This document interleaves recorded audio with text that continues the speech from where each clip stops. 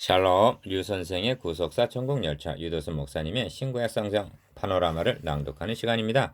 지금은 디모데전서 파노라마 4장의 두 번째 시간입니다. 둘째 단원 6절에서 10절 선한 일꾼 선한 교훈. 너가 이것으로 형제를 깨우치면 그리스도 예수의 선한 일꾼이 되어 믿음의 말씀과 너가 좇은 선한 교훈으로 양육을 받으리라. 4장 6절.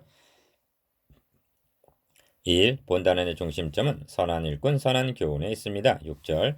첫 단원의 중심점은 귀신의 가르침 즉 악한 일꾼과 악한 교훈에 있었습니다. 거짓 교세에 대한 경계를 말씀하고는 기억 너가 이것으로 형제를 깨우치면 그리스도 예수의 선한 일꾼이 되어 하고 6절 상반절 너는 선한 목회자가 되라고 권면합니다. 선한 목자와 거짓 목자를 구별하는 시금석이 무엇인가? 니은 형제를 깨우치고 있는가? 미혹하고 있는가? 6절 상반절 그가 가르친 내용으로 구별이 된다는 말씀입니다. 2. 이것으로 형제를 깨우치면 합니다. 6절 상반절 앞에서 경계한 귀신의 가르침에 미혹을 당하지 않도록 형제들을 깨우치라는 뜻입니다. 그리하면 믿음의 말씀과 너가 좇은 선한 교훈으로 양육을 받으리라 말씀합니다. 6절 하반절 기억 믿음의 말씀은 복음이요 선한 교훈은 윤리입니다. 니은 양육을 받으리라 했는데 누가 양육을 받는다는 말인가? 먼저는 디모데 자신입니다. 그리고 깨우침을 받는 성도들입니다. 목회자가 본을 보이는 대로 성도들도 따라가게 되고 목회자가 잘하는 만큼 성도들도 잘하는 것입니다. 이 점을 결론인 16절에서 너가 너 자신과 가르침을 삼가 이 일을 계속하라. 이것을 행함으로 너 자신과 너에게 듣는 자를 구원하리라 말씀합니다. 거짓 교사들이란 자신도 들어가지 않고 들어가려 하는 자도 들어가지 못하게 하는 자들입니다. 마태복음 23장 13절 6절에는 단짝이 있는데 디귿 말씀과 양육입니다. 성경은 갓난아이들 같이 순전하고 신령한 젖을 말씀을 삼아라. 이는 이로 말미암아 너희로 구원에 이르도록 자라게 하려 함이라 양육하게 하려 함이라 말씀하십니다. 베드로전서 2장 2절 3. 선한 일꾼이란 다른 사람을 가르치기 전에 먼저 자신을 가르치는 사람입니다. 가르치기 위해서 달리 말하면 써먹기 위해서 배운다는 것은 불행을 초래할 수도 있습니다. 왜냐하면 남에게 전파한 후에 자기가 도리어 버림이 될까 두려워함이로라 말씀하고 있기 때문입니다. 고린도전서 9장 27절 성경은 말씀합니다. 그러면 다른 사람을 가르치는 너가 너 자신은 가르치지 아니하느냐? 로마서 2장 21절 아론의 16대 손 제사장 에스라는 세 가지를 결심하고 예루살렘으로 올라갑니다. 첫째, 율법을 연구하여, 둘째, 자신이 먼저 준행하며, 셋째, 율례와 규례를 이스라엘에게 가르치기로 결심하였다고 말씀합니다. 에스라 10장, 7장 10절 이것이 바른 순서입니다. 4. 망령되고 허탄한 신화를 버리고 오직 경건에 이르기를 연습하라 합니다. 7절 여기에는 버려야 할 것과 힘써야 할 것이 있습니다. 기억, 허탄한 신화와 같은 것은 무익한 것이므로 버리라 말씀합니다. 유익한 것은 니은 오직 경건에 이르기를 연습하라 합니다. 7절 7절에서도 단짝이 있는데 경건과 연습입니다. 경건이란 아버지 되시는 하나님을 닮아가는 에베소서 5장 1절 경외심인데 이 경건은 시간만 지나면 저절로 이루어지는 것이 아니라 훈련을 통해서 쌓게 됨을 가리킵니다. 양육이 도의 젖을 먹임으로 되어지는 것이라면 경건은 훈련을 통해서 가능하여지는 것입니다. 망령되고 허탄한 신화를 변론하는 시간을 허비하지 말고 경건에 이르기를 훈련하라 말씀합니다. 이를 바꿔 말하면 TV를 보는데 시간을 허비하지 말고 말씀과 기도에 힘을 쓰라는 것이 될 것입니다. 경건에 이르기를 연습하라. 1. 여기서 주목해야 할 점은 경건에 이르기를 라고 한 이르기입니다. 이는 어떤 단계에 어느 경지에 도달함을 뜻합니다.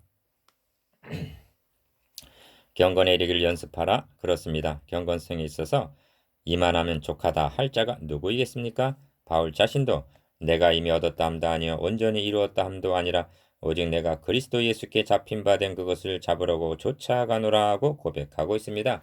빌립보서 3장 12절 2. 육체 연습은 약한에 유익이 있으나 합니다. 8절 상반절 바울서 지내는 운동 경기 용어들이 많이 등장합니다. 당시도 오늘날처럼 운동 경기가 대단한 인기를 끌고 있었기 때문일 것입니다. 대회를 앞두고 선수들이 얼마나 고된 연습을 감내하고 있는가를 바울이나 디모데는 알고 있었을 것입니다. 그것도 기억, 유익한 일이라고 말씀합니다. 그러나 약간이라는 것입니다. 바울은 육체 연습과 영적인 연습을 대조적인 관점에서 말씀하고 있는 것입니다. 육체 연습은 약간의 유익이 있지만 니은 경건은 범사에 유익하니 금생과 내생에 약속이 있느니라 합니다. 8절 하반절. 그러니까 육체 연습이 약간 잠시를 위한 연습이라면 경건의 연습은 금생과 내생, 즉 영원을 위한 준비라는 말씀입니다. 이 점을 고린도 교회에 보낸 편지에서는 이기기를 다투는 자마다 모든 일에 절제하나니 저희는 썩을 면류관을 얻고자 하되 우리는 썩지 아니할 것을 얻고자 하노라 말씀합니다. 고린도전서 9장 25절. 그렇습니다. 그리스도인들은 내생, 즉 영원을 위해서 훈련을 받고 있는 사람들입니다. 3. 미쁘다 이 말이여 모든 사람이 받을만 하도다 합니다. 9절. 바울은 내생이라는 말과 약속이라는 말을 하게 되자 그만 감격이 폭받쳐 기억, 미쁘다 이 말이여 하고 외치고 있는 것입니다. 그리고 모든 사람이 받을만 하도다 합니다. 모든 사람들은 무엇인가를 위해서 연습하고 준비하고 투자하고 있는 것입니다. 이 점에 있어서 신자와 불신자는 확연히 대조가 됩니다. 바울은 썩을 면류관을 얻기 위해서 비짓 땀을 흘리고 있는 사람들을 생각했을 것입니다. 그들을 향해서 그 노력을 썩지 아니할 면류관을 위해서 연습을 하시오 하고 말하고 있는 셈입니다.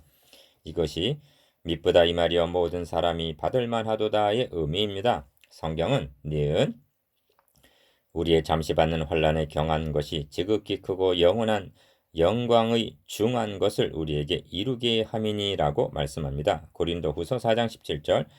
여기에는 잠시와 영원, 환난과 영광, 경한 것과 중한 것이 대조되어 있습니다. 너는 어느 것을 위하여 연습을 하고 있느냐 묻고 있는 셈입니다. 4. 이를 위하여 우리가 수고하고 진력하는 것은 10절 상반절. 바울은 우리라고 말씀합니다. 이는 바울과 디모데 그리고 모든 주의 종들에게 공동 목표가 있음을 뜻합니다. 그것이 무엇인가? 기억, 우리 소망을 살아계신 하나님께 두민이 한 10절 중반절. 그 나라와 그의 의입니다. 그런데 여기서 멈추지 아니하고 니은 곧 모든 사람 특히 믿는 자들의 구주시라 합니다. 10절 하반절. 모든 사람이라 말씀함을 주목하시기를 바랍니다. 바울은 자신을 위해 가정을 위해 유대인을 위해서만 진력한 사람이 아닙니다. 즉 우리들만 그 나라와 그의 의에 참여하면 된다는 말이 아닙니다. 모든 사람을 위해서 이방인의 사도가 되었습니다. 그는 유언과도 같은 마지막 서신에서 그러므로 내가 택하신 자를 위하여 모든 것을 참음은 저희로도 그리스도 예수 안에 있는 구원을 영원한 영광과 함께 얻게 하려 함이로라 하고 말씀합니다. 디모데후서 2장 10절. 바울은 이를 위하여 수고하고 진력했던 것입니다. 목회자가 수고하고 진력하는 공동 목표가 여기에 있는 것입니다. 셋째 단은 11절에서 16절. 가르침을 삼가 계속하라. 너가 이것들을 명하고 가르치라. 11절. 1. 본단원의 중심점은 가르치라 하는 데 있습니다. 기억. 너가 이것들을 명하고 가르치라. 11절. 니은 내가 이를 때까지 읽는 것과 권하는 것과 가르치는 것에 창념하라. 13절. 너가 너 자신과 가르침을 삼가 이 일을 계속하라 하십니다. 16절. 2. 왜 이토록 가르침을 강조하고 있을까요? 이것을 가르치는 일을 행함으로 너 자신과 너에게 듣는 자를 구원하리라 한 16절 하반절 구원의 방편이기 때문입니다. 3. 이 가르치라는 명령은 즉각적으로 1절에서 기억, 귀신의 가르침을 조치리라 한 귀신의 가르침과 대칭을 이루는 말씀임을 인식해야만 합니다. 영적 싸움은 가르치는 싸움이라 해도 과언이 아닙니다. 이는 세상 나라에서도 마찬가지입니다. 어느 나라가 바른 교육 정책을 수행하느냐가 경쟁력이기도 합니다. 그러므로 주님의 지상 명령도 가르쳐 지키게 하라는 말씀입니다. 니은 믿음에서 떠나 미혹해 하는 영과 귀신의 가르침을 좋지 않게 하는 방도는 선한 교훈을 6절 가르치는 훈련 외에 다른 지름길은 없는 것입니다. 제자훈련의 목표는 소극적으로는 바른 교훈을 막고 1장 3절, 적극적으로는 바른 교훈을 1장 10절 가르쳐 지키게 하는 데 있습니다. 4. 누구든지 너의 연수함을 업신여기지 못하게 하라 합니다. 12절 상반절. 이는 목회자의 권위에 관한 말씀입니다. 이 권위는 기억, 가르침과 불가분의 관계입니다. 어떤 연유에서든지 가르치는 자가 업신여김, 즉 권위를 잃게 된다면 가르침의 효과는 기대할 수 없기 때문입니다. 그러므로 니은 오직 말과 행실과 사랑과 믿음과 정결에 대하여 믿는 자에게 본이 되라 합니다. 12절 하반절. 말과 행실이란 도덕적인 면에서, 사랑과 믿음은 신앙적인 면에서 본이 되어야 업신여김을 받지 않게 될 것입니다. 5. 바울은 데살로니가 교회에 보낸 서신에서 이는 우리 복음이 말로만 너에게 이른 것이 아니라 오직 능력과 성령과 확신으로 된 것이니 우리가 너희 가운데서 너희를 위하여 어떠한 사람이 된 것은 너희 아는 바와 같으니라 말씀하고 있는데, 데살로니가전서 1장 5절 하반절. 이를 주의 깊게 관찰해 보면 복음은 첫째로 기억, 말씀으로 전해집니다.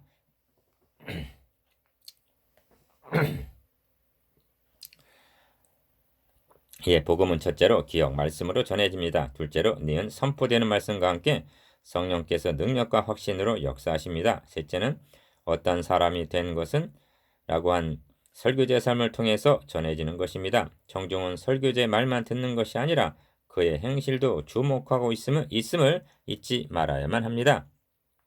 이처럼 본이 되어야만 업신여김을 받지 않게 되고 가르침의 권위가 서게 되는 것입니다. 그 이외 한 가지를 더하여 목회자는 정절이 있어야 함을 말씀합니다. 12절 하반절. 6. 내가 이를 때까지 읽는 것과 권하는 것과 가르치는 것에 창념하라 합니다. 13절. 첫째로 읽는 것을 꽂고 있으면 주목할 만합니다. 당신은 책이 귀했기 때문에 예배 시에 대표자가 성경 또는 사도들의 서신을 낭독하는 것을 경청했을 것입니다. 느헤미야에서에 보면 학사 에스라가 모든 백성 위에 서서 저희 목전에 책을 펴니 책을 펼 때 모든 백성이 일어서니라. 느헤미야 8장 5절 라고 하는 감동적인 장면이 있습니다. 이 시대는 성경 본문보다는 설교를 더 중요시하는 경향이 있는데, 설교를 통해서가 아니라 본문 낭독에서 하나님의 음성을 듣는 경건성을 회복해야 할 것입니다. 디모데에게 있는 은사. 1. 너희 속에 있는 은사 곧 장로의 회에서 안수받을 때 예언으로 말미암아 받은 것을 조심없이 말며합니다. 14절. 바울은 디모데에게 주어진 은사를 상기시킵니다. 먼저 알 것은 성령으로 거듭난 그리스도인들에게는 누구를 막론하고 성령의 뜻대로 나눠주신 고린도전서 12장 11절 은사가 있다는 점입니다. 그렇다면 디모데에게 주어진 은사가 무엇일까요? 여러 가지 해석이 가해지고 있습니다만 문맥적인 해석이 가장 안전할 것입니다. 너희 속에 있는 은사라 한 14절의 기억, 가르치는 것에 창념하라는 13절과 가르치는 일을 계속하라는 15절에서 16절 사이에 끼어 있습니다.